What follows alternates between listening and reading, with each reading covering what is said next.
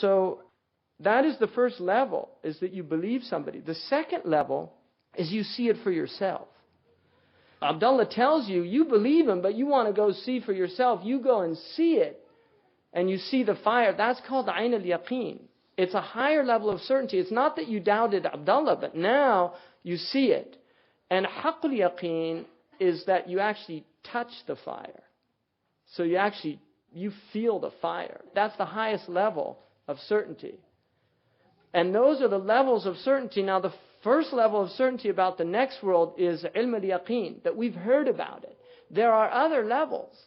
There's ayn al-yaqeen. The Prophet ﷺ had haqq al-yaqeen because he saw it in the prayer. We know that when he moved back and forward, and he said that he saw paradise. But we also know on the Isra and the Mi'raj that he actually entered into and passed through.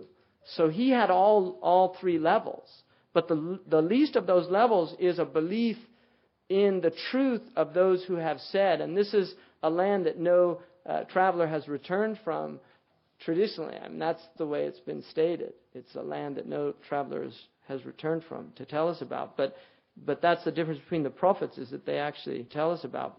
Then after that it says, أُولَٰئِكَ عَلَى هُدًى مِّن رَبِّهِمْ وَأُولَٰئِكَ هُمُ الْمُفْلِحُونَ. These are people that are on guidance from their Lord, and they are also people that have success.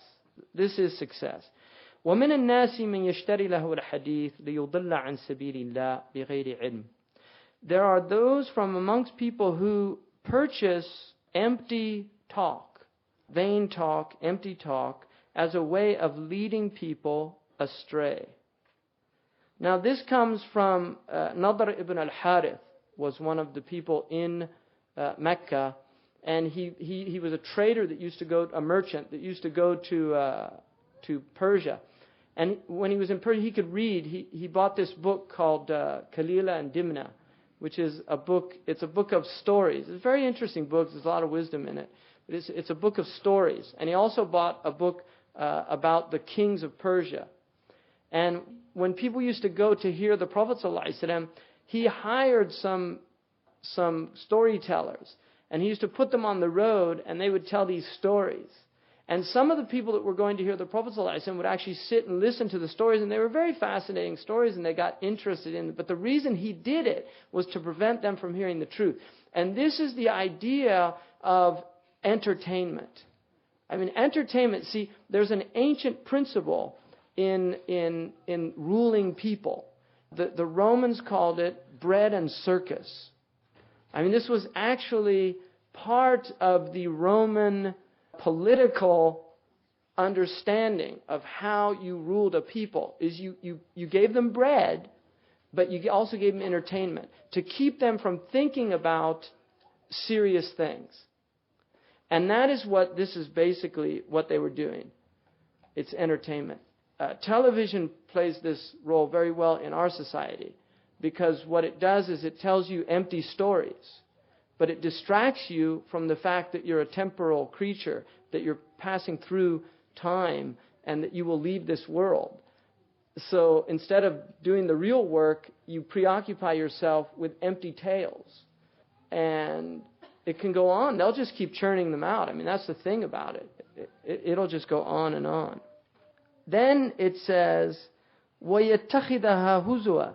They take it as mockery. They think this is fun and games. They view revelation, prophecy, they view all this as something foolish and silly, and they make fun of it. أُولَٰئِكَ لَهُمْ عَذَابٌ مُهِينٌ. These people will be humiliated for mocking the signs of God. وَإِذَا تُتْلَى عَلَيْهِ آيَاتُنَا وَلَّا مُسْتَكْبِرًا.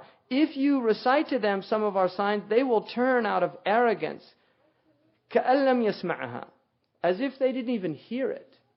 In other words, the subject matter is very serious. Even if you don't believe in it, the subject matter is very serious, because it's about life and death, it's about infinity, it's about paradise, it's about punishment, it's about how you live your life. These are very serious issues. Whether you believe in the view or not, it's not something to be taken lightly. The Christians believe it. I mean, they believe in the basic principle. The Jews believe in the basic principles. Even other traditions. I mean, Pure Land Buddhism believes in an afterlife. They believe in salvation. So this idea that what you do in this life determines the outcome of the next life is an important thing. So to just turn away from it out of arrogance and laugh at it and mock it and not give it any consideration is a sign of arrogance and certainly a sign of unintelligence. It's not a very intelligent response to the subject matter. كَأَنَّ فِي أُذُنَيْهِ وَقْرًا, as if their ears are plugged up.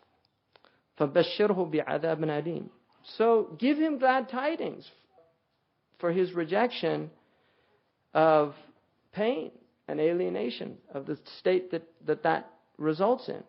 إِنَّ الَّذِينَ آمَنُوا وَعَمِلُوا الصَّالِحَاتِ لَهُمْ جَنَّاتُ النَّعِيمِ, surely those who believe and do good actions, they have paradises of na'im.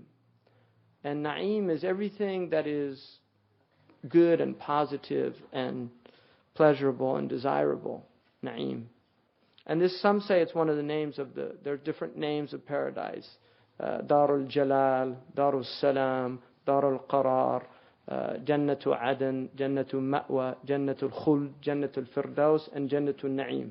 And some say that this is the highest, it's the 8th paradise. Khalidina fiha. Khalid means abiding therein forever. Wa'ad Allah haqqa. This is the promise of Allah in truth.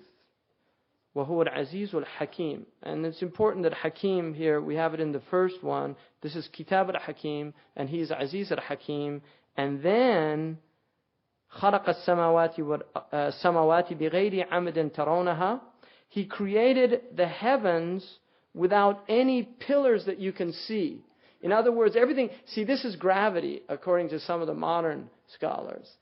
Everything's being held up because of universal gravity, and you can't see it.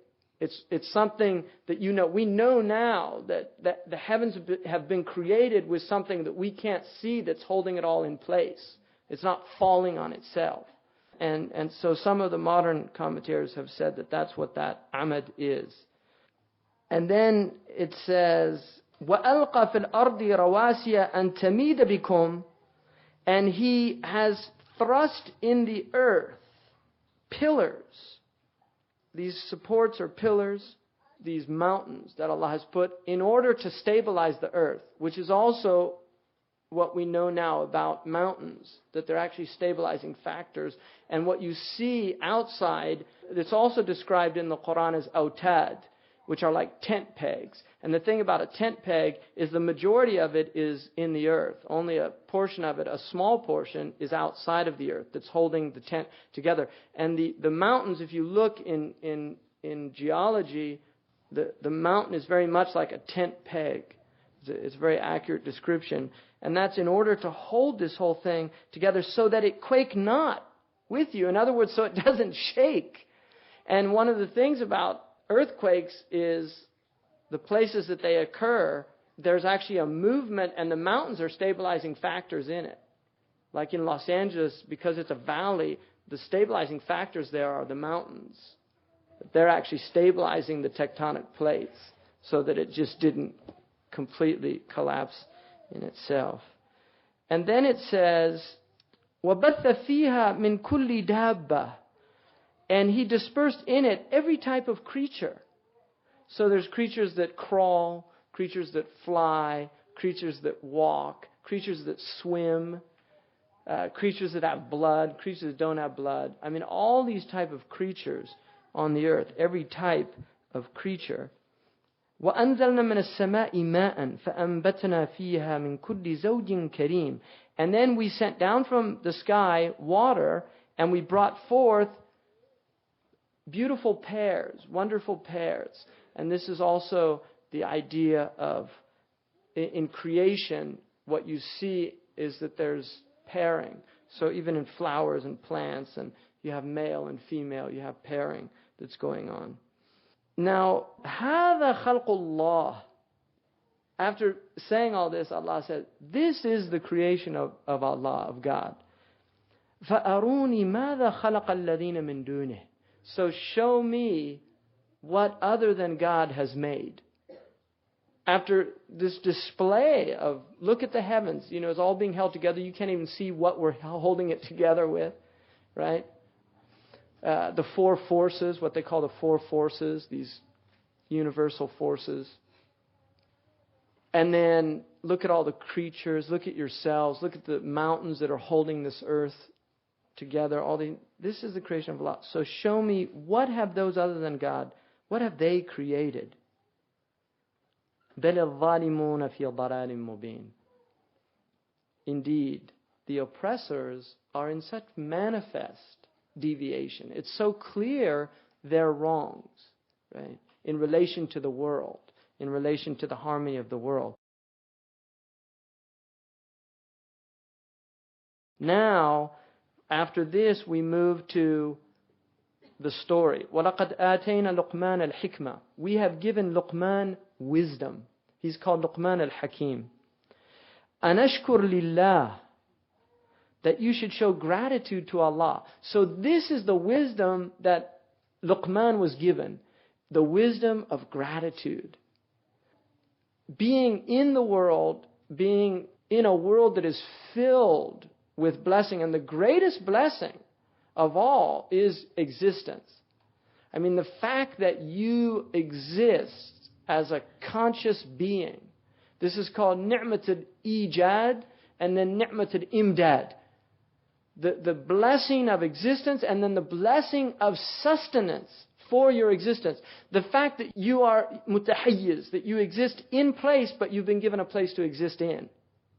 Allah needs no place to exist. You need a place. So not only has He given you your existence, but because you are in time and you're limited, you need a place to exist in. That in itself is a blessing, and it means you're dependent, because you're dependent on your place.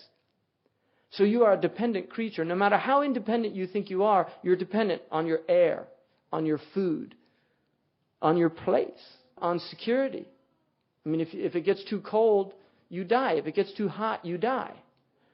So all of these things. I mean, who's keeping your body temperature at 98.6?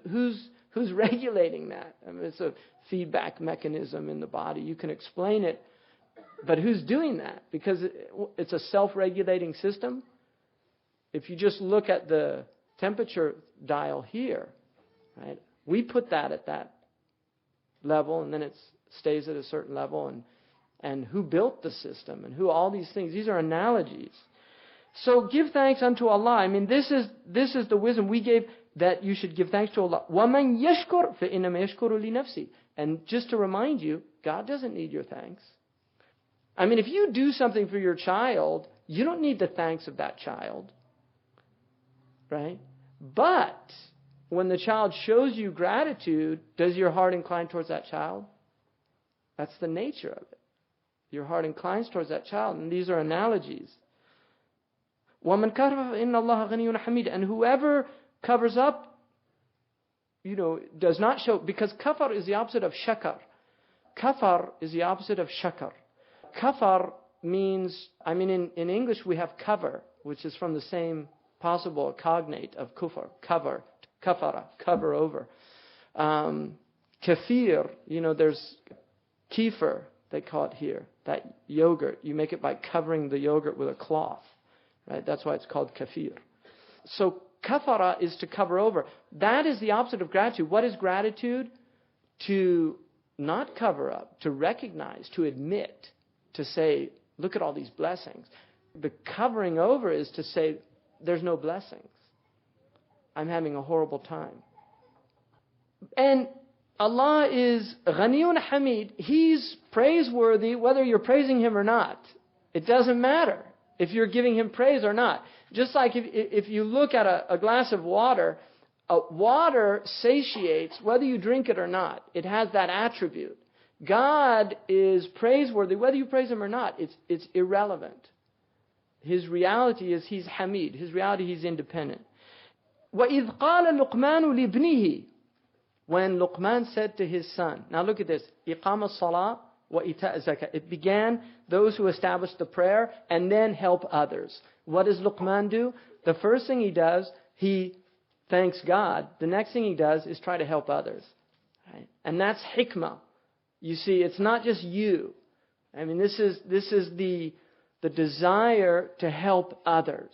You see, this is what, once you yourself recognize that you've been given this gift, you want to help others. So Luqman rectified himself, and then he set about to help others rectify themselves. So what is it? وَإِذْ قَالَ لُقْمَانُ لِابْنِهِ وَهُوَ يَعِظُهُ. And he's giving him wa'd. He's exhorting him. He's reminding him.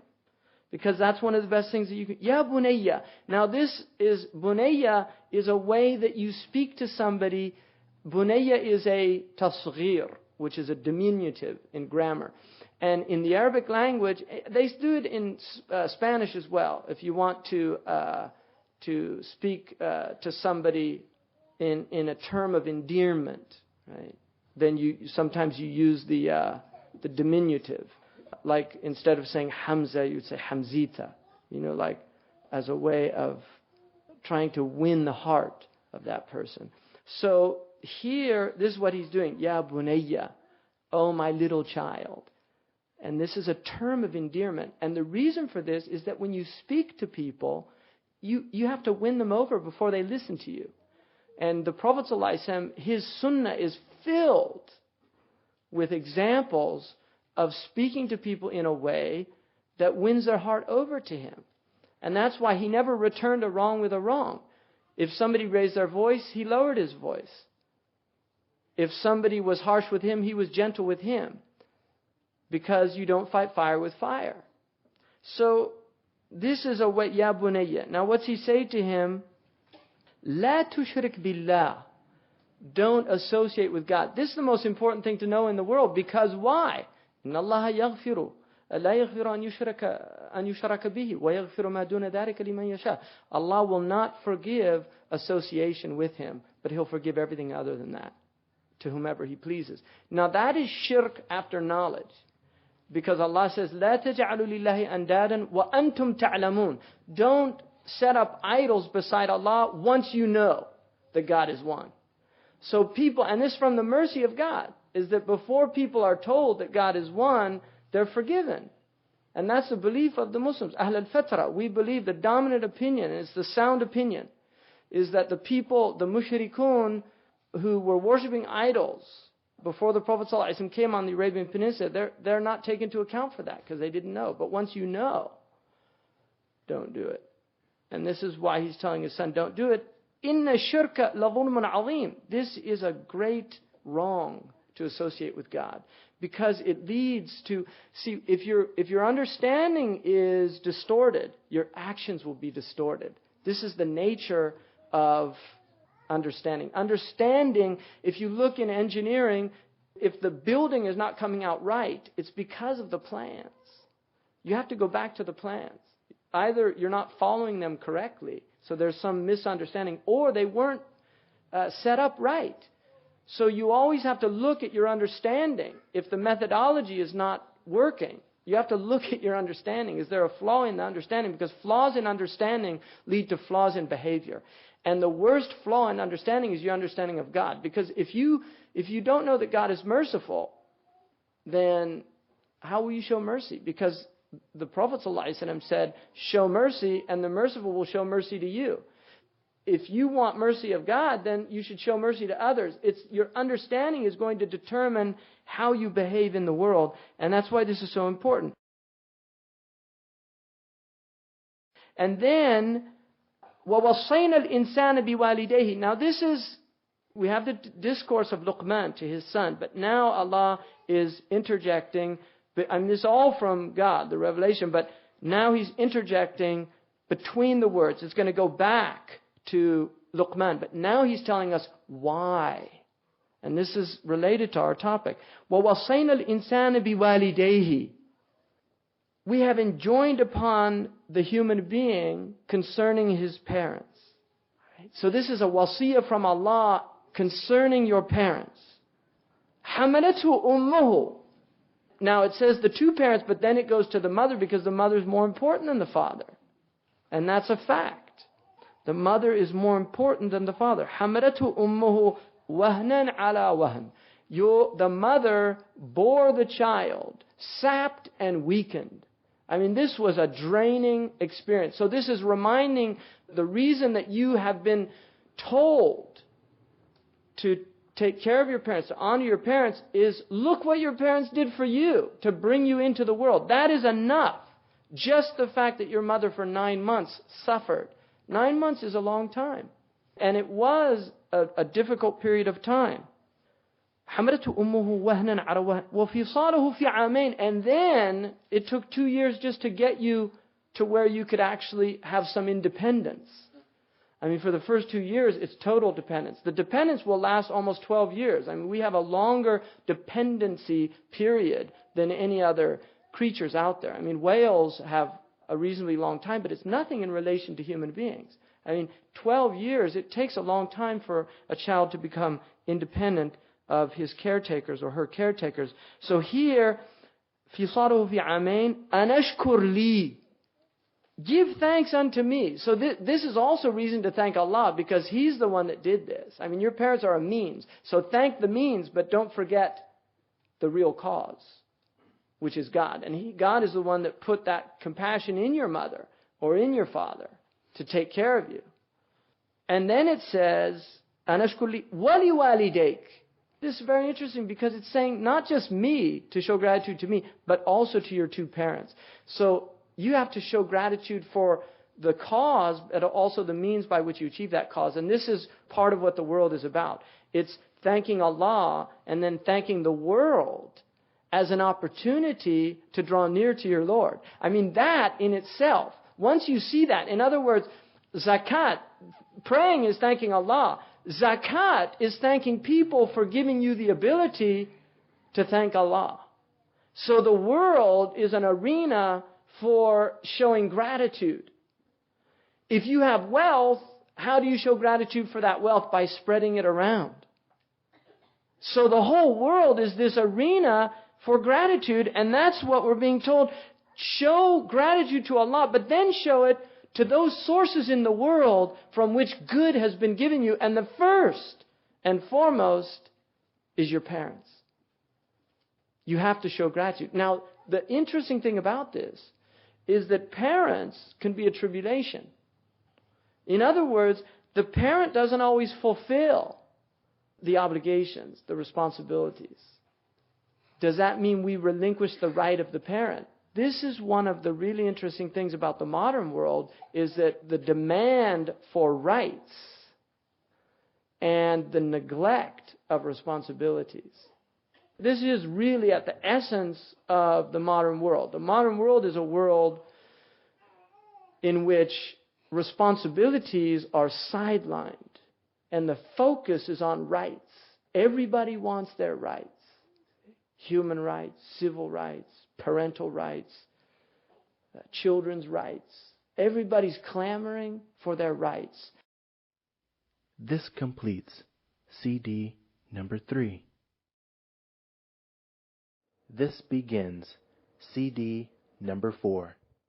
The view of Islam is very radical in that it's all about giving up your rights for the sake of Allah, but never relinquishing your responsibilities. And that is really difficult for people to do. And that's why it's the fastest way to get to God. And if you look at the Prophet ﷺ's life, it is a life of somebody who's constantly giving up his haqq for the sake of God. But he's never neglecting his responsibility to God. He's constantly giving up his haqq.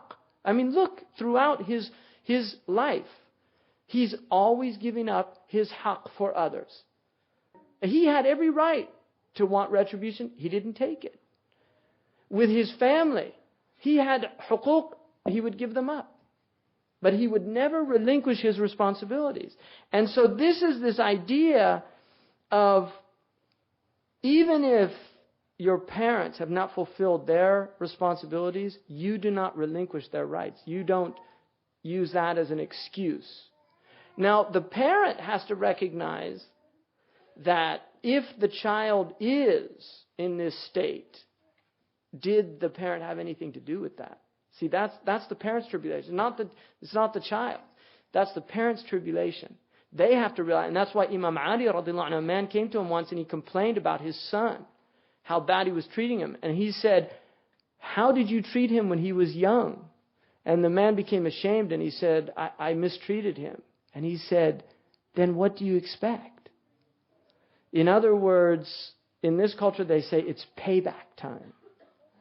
Right?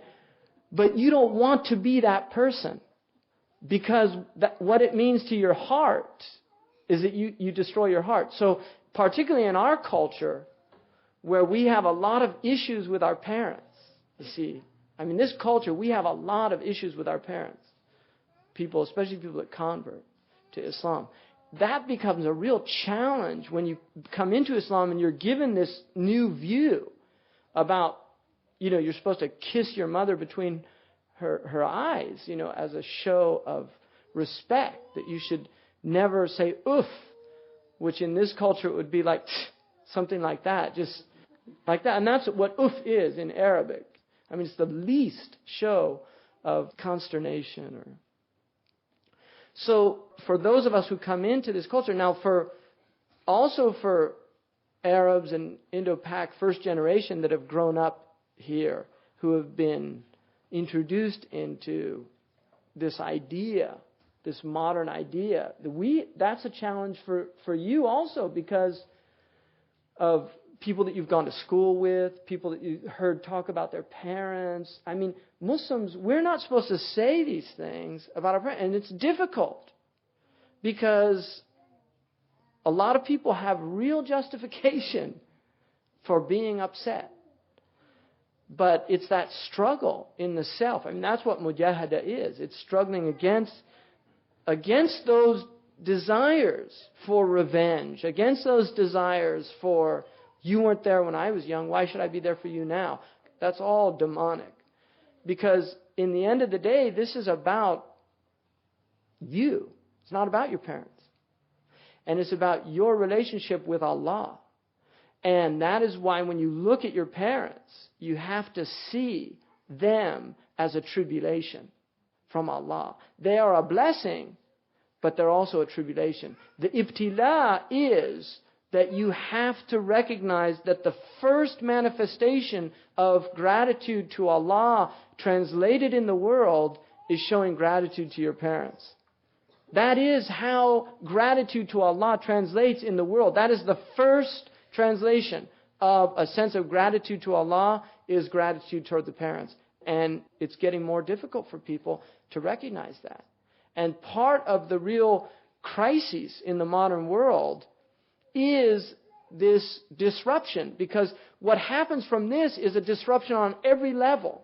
You see, because you don't have respect for authority. That's what the 60s in this country were about. It was rebelling against the parents, and then that translated as rebellion against authority as well. So authority loses. And the Muslims, we are not anarchists, we're not revolutionaries. We respect authority. It does not mean that we don't stand firm when authority is acting unjustly. But we still recognize authority in the world is a blessing from Allah, even when it has transgressive qualities. It's still a blessing because it's better than anarchy. And the same for the parents. Even when the parents have qualities that are problematic for you, the fact that they're your parents, the fact that they brought you into the world, that was how you came into the world, that in itself is a blessing. And you have to recognize that. So this is what he's saying. إِلَيَّ الْمَصِيرُ, and to me is your return. In other words, that's the whole point. This is your test. And know that this is how I am going to base my judgment of you in the next world, is how you showed gratitude in this world or not. This إِلَيَّ الْمَصِيرُ. Know that when you're doing this, keep me in mind. And there's an amazing thing, Sahad al-Tusturi, radiallahu anhu said when he was 3 years old, he used to watch his uncle pray in the night. Muhammad bin Suwar. He was 3 years old. And his uncle would notice that he would sit and look at him. And his uncle said to him once, "Do you want to remember Allah?" And he said, "Yes." He said, "Then say these 3 things 3 times before you go to sleep. Allahu ma'i, Allahu nadiri, Allahu shahidi. Allah is with me, Allah sees me, and Allah is my witness." And so Sahal said that he did that for some time. He's 3 years old. I mean, he was a famous wali and scholar. But he did this, he said, for a long time. And then his uncle, his maternal uncle, said to him once, "Have you remembered to say that?" He said, "Yes, I've said it." And he said as he got older, he would increase it. He would tell him, "Say it now 10 times every time you go." And then he would say 20. And then he would say that throughout the day. And he said that he found such a sweetness in his heart from saying that. And then when he entered just before he reached manhood, his uncle said to him, "How have you found that? Allahu ma'i, Allahu nadiri, Allahu shahidi." And he said, "I find such a sweetness in saying it." And he said, "Have you realized it?" In other words, are you certain about it now that Allah is with you, Allah sees you, and Allah is your witness? And he said, "Yes." And he said, "How can you disobey Him if He's with you, He sees you, and He's your witness?" And Sahal said that for him, that was it. That's tarbiyah. I mean, that is raising a child, because life is about these challenges, ethical challenges of being in the world, because every situation for you is going to be an ethically challenging situation. How do I behave in this situation? What do I do? And then Allah says immediately after that, وَإِن جَاهَدَاكَ, if they strive with you to make you ascribe unto me partners, right? عَلَىٰ أَن تُشْرِكَ بِمَا لَيْسَ لَكَ بِهِ عِلْمٍ فَلَا تُطِعْهُمَا وَصَاحِبْهُمَا فِي الدُّنْيَا مَعْرُوفًا. If they strive to make you ascribe partners to me and say something you have no knowledge of doing, then don't obey them. I mean, look at that. What does Luqman say to his son? Don't commit shirk. What is Allah saying? If they tell you to commit shirk, don't do it. Right? I mean, in other words, that is how bad it has to be before you disobey your parents. If they tell you to disobey Allah, that's the only time you disobey them. And even then you're supposed to do it in a way where it's with gentleness. I can't do that. وَصَاحِبْهُمَا فِي الدُّنْيَا مَعْرُوفًا, and consort with them in the world in a kindly way, in a good way. وَاتَّبِعْ سَبِيلَ مَنْ أَنَابَ إِلَيَّ, and follow the path of the one who turns to me. That's the path you should be following, the one who's turning to me. ثُمَّ إِلَيَّ مَرْجِعُكُمْ, and to me you will return. Is your return? فَأُنَبِّئُكُمْ بِمَا كُنْتُمْ تَعْمَلُونَ, and I will inform you about what you were doing. So again, it's this reminder of you're going to go back to Allah and you're going to be informed about what you do. And one of the things that the nature of ghafla, and this is the tragedy of real deep heedlessness, is you are going to have to witness your entire life on the Day of Judgment. I mean, you have to. This is the reality of it. And now we know, with media and all these things. I mean, you can watch. There's people that have filmed large portions of their lives now on film. You're going to have to watch your life, because there's Imam al-Awza'i said, "تُعْرَضُ عَلَى أَحَدِكُمْ حَيَاتُهُ سَاعَةً سَاعَةً." One of you will have his life, moment by moment, shown to him on the Day of Judgment. And then you have to explain yourself. But the problem is you can't. Because your hands are going to say, no, it wasn't like that. Your feet are going to say, it wasn't like that. Your tongue's going to say it was. And somebody said, Ya Rasulullah, how can the hands talk? And he said, the one that made the tongue speak in this world will make the hands speak in the next world. In other words, why is that so difficult for you to comprehend? And then now we go back to Luqman. يا بني إنها إن تكن مثقال حبة من خردل فتكون في صخرة أو في السماوات أو في الأرض يأتي بها الله. Oh, my child, though it be the weight of a grain of mustard seed, and though it be in a rock or in the heavens or in the earth, Allah will bring it forth. In other words, there's nothing that can be hidden from Allah subhanahu wa ta'ala. وَكَفَى بِاللَّهِ شَهِيدًا. It's enough that Allah is witnessing everything. Right? It's enough that Allah is witnessing everything. إِنَّ اللَّهَ لَطِيفٌ خَبِيرٌ. Allah is subtle, aware. Ya bunayya aqim as-salah. Now we move aqidah, your understanding of God, and then how you do that. So he warns him against associating with God. Then he tells him to know that God is aware of everything you're doing. And now, how do you keep that awareness? Do you see? How do you keep that aware? Aqim as-salah. Establish prayer. That is how you keep your awareness of God. And that's why we've been given this prayer 5 times a day. How many times did the Jews have to pray? According to the hadith, they were supposed to pray 50 times in a day. And the Prophet ﷺ was given 50 prayers. And when he went to Musa ﷺ, Musa said, don't do it. Right? Really, he said, go back and just ask for a lightning because my community couldn't, it's too much. So the hadith goes that Allah subhanahu wa ta'ala kept lightening it until it got to 5, and each one had 10 times the reward, so it becomes 50 in reality. Got to 5.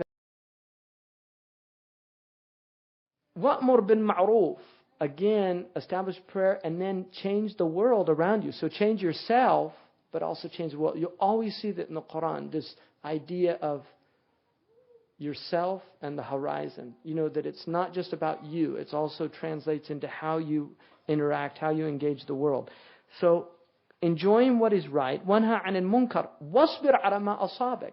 And be patient, because if you do that, you're going to have problems.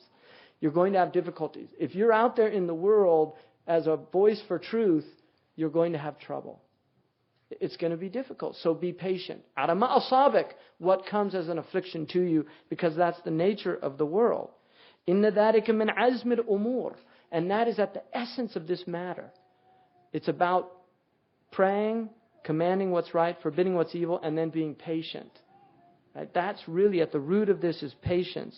وَلَا تُسَعِّرْ خَدَّكَ لِلنَّاسِ. Now, if you're going to be out there doing this, don't turn your cheek in scorn to the people.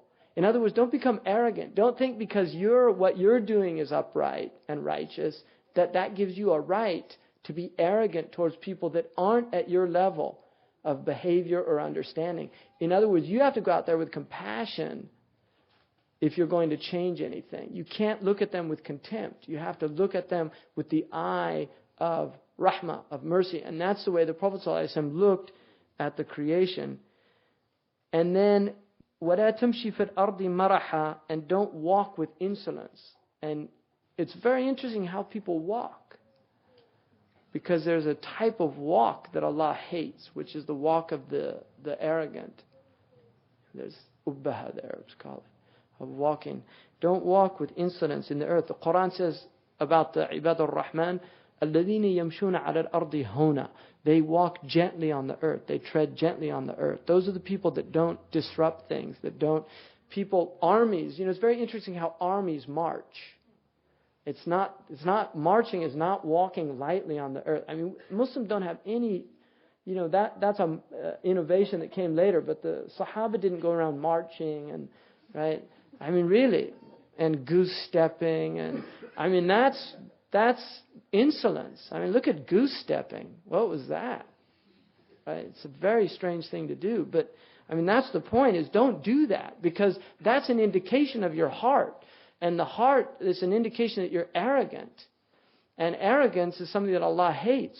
walk lightly on the earth. Tread lightly on the earth.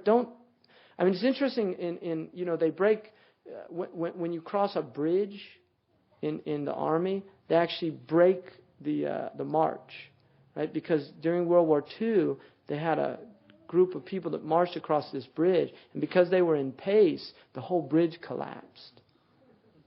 It's very interesting.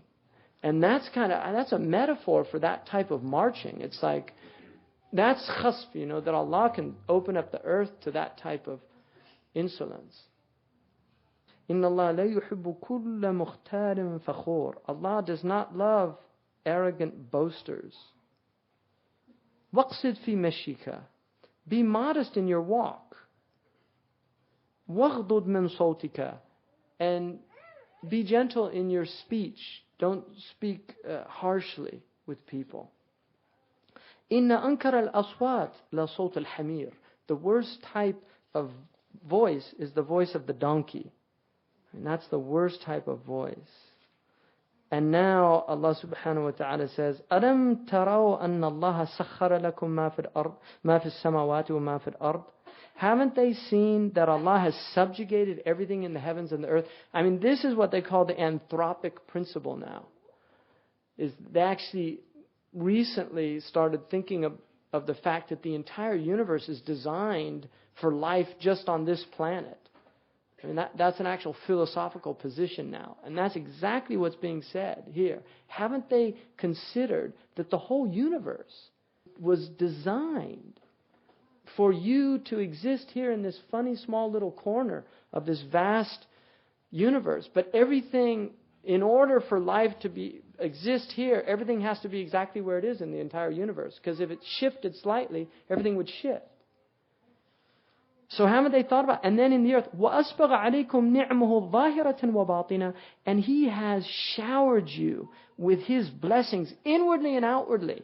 In other words, things that you're aware of and things you're not even aware of. You don't even know. There's things, right now you've got phagocytes in your body that are fighting foreign invaders. You're not even aware of it. You've been exposed to some virus or bacteria and your body's doing this work and you're not even aware of it. It's a ni'mah from Allah, and you're not even saying, thank you for these white blood cells that have emerged to protect my body from getting sick. We don't even think of, and how many other things are we totally unaware of that are going on constantly?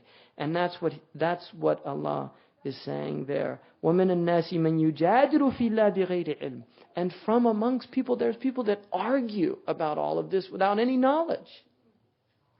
They have no knowledge. They're just going to argue with you. No, so I don't believe that. Well, what's the basis? I just don't believe it.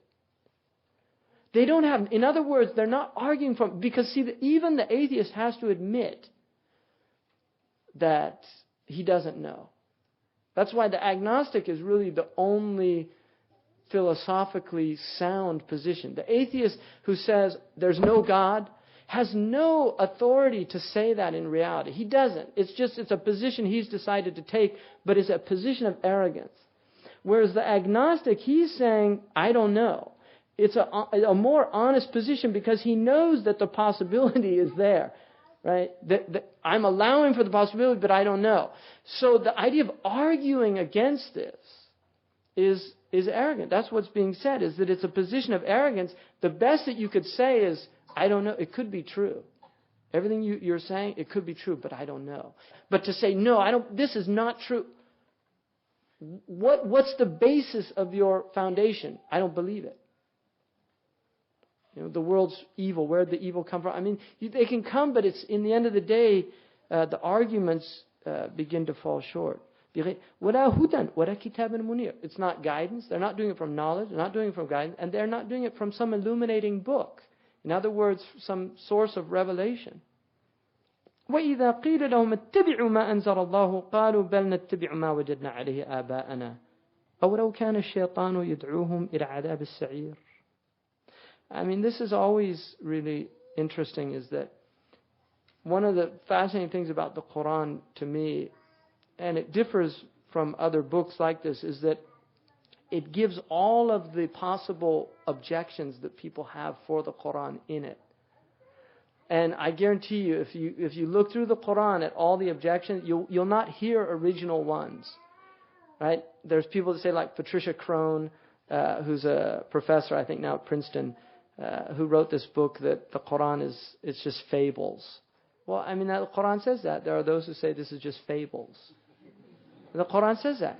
And then there's other people, if you say, why aren't you following? No, I'm following, I'm this or I'm that. Well, where'd you get this or that from? From my parents, which is that's one reaction that people have, is just, I'm following what I found my parents doing, or I'm going it on my own, right? I did it my way. So the reason that I wanted to do that is because this chapter, Luqman, is such an important chapter in terms of the relationship between the father or the mother and the child, and the relationship between the child and the parent.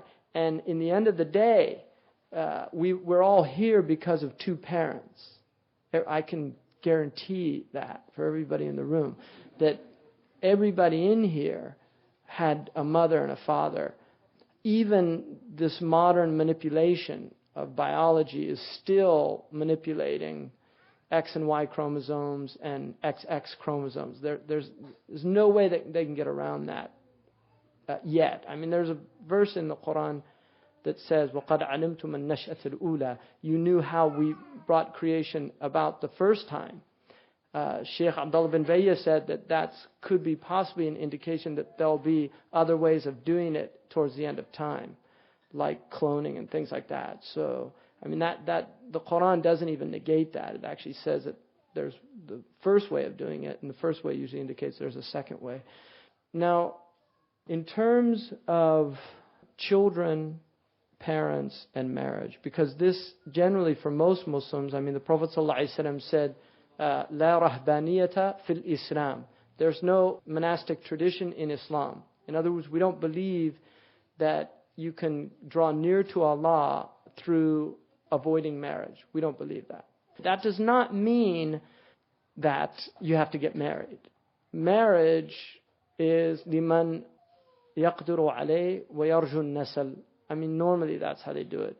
It's considered the hukm of marriage, the ruling in Islam is it's mandub, according to Imam Malik radiallahu anhu. It's recommended. It's not a fard. It's recommended. And there are many hadiths that encourage it. And it's definitely a sunnah. The Prophet ﷺ said, Man raghiba an sunnati faqad ba'a. The one that does not desire my sunnah rejects entering into paradise. Now, and he was referring specifically to marriage. So, but that has to do with the idea of not marrying for religious reasons. That we don't accept that idea, that I'm not marrying because I want to draw near to Allah. That you actually draw near to Allah by getting married. And Ahmad ibn Hanbal, his wife Abdullah died, and he only waited one day before he remarried. And he was asked about it. He said, I didn't want to be a bachelor, because it's the sunnah of the Prophet. He wanted to fulfill the sunnah. And one of the Sahaba on his deathbed said, Zawwijuni, Zawwijuni, la uridu an alqa rabbi a'zab. Marry me, somebody, marry me. I don't want to meet my Lord as a bachelor. Right? So those are indications that it's an important thing. Now, I want to now just look at two hadiths. The first hadith is about men towards women, and the second one is about women towards men. The first hadith is from Abu Hurairah radiallahu anhu, and it's muttafaqun alayh, which means it's related in Sahih al-Bukhari and Sahih Muslim, which means it's the soundest form of hadith outside of what's called mutawatir, which is multiply transmitted to the point where it's impossible that it could have been a lie or some mistake in it. And this hadith says, تُنْكَحُ الْمَرْأَةُ لِأَرْبَعٍ. A woman is married for 4 reasons. لِمَالِهَا. The first reason is wealth. So there are people that marry for wealth. And very common. Wealthy people tend to like to marry wealthy people. And there's a number of reasons for that.